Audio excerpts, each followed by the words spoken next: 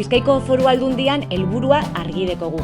Pertsona guztiak euren gaitasunak edonolakoak direla be, udal kirol sistema barruan parte aktibo izatea nahi dugu. Aniztasun funtzionala deukien bizkaitar guztiei kirolera sarbidea errasteko konpromesua hartu dugu.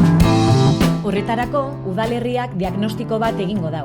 Inkesta eta datu bilketen bitartez egingo da, eta honetan, gizarte, kirol eta hezkuntza erakundek parte hartzen dute. Baita, desgaitasuna duten pertsone eta haien familiek ere. Elorreko udaletik interesarria ikusi du diagnostiko honetan parte hartzia. Kirolarloko nengo hainbat klubek ja bazituzten zenbait ume behar berezia zituztenak, ez egiten nola jokatu edo zer egin.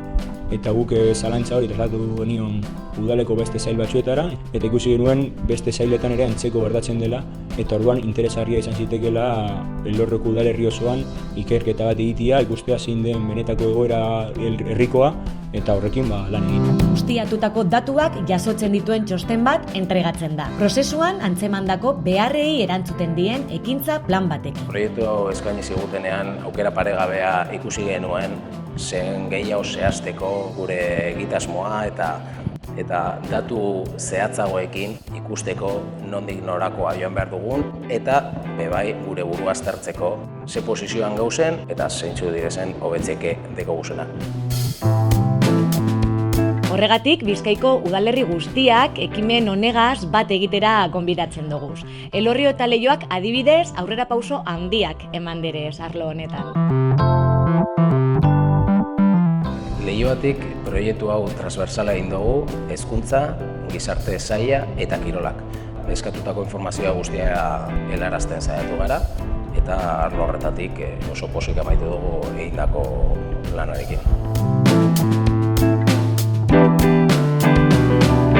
Izan dituen zalantzak edo arazo txikiak erraz konpondu egin dira, jarraian jarri gara kontaktuan antolamenduarekin, eta bai guk edo klubak zuzenian debatitu egin du eta arazoak konpondu egin dira nahiko erraz. Eta horrek lagundu egin du lana ondo egiten eta lana aurrera eramaten.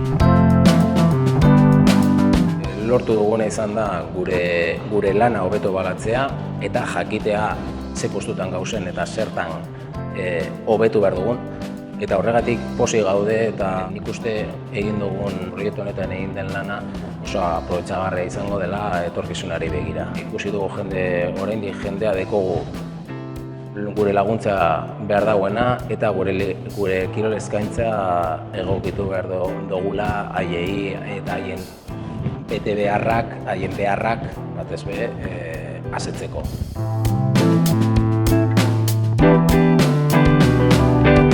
Alkarregaz, aniztasun funtzionala daben pertsonak udal kirol sisteman erabat integratua egotea lor dezakegu. Anima zaitezea!